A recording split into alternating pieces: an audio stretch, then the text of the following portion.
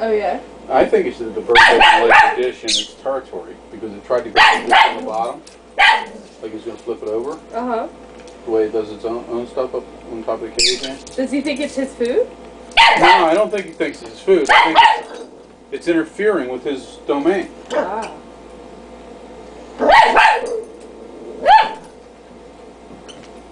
There you go.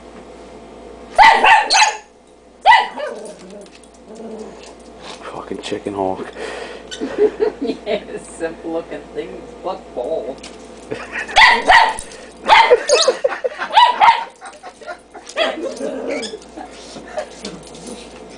Oh, my battery's almost dead.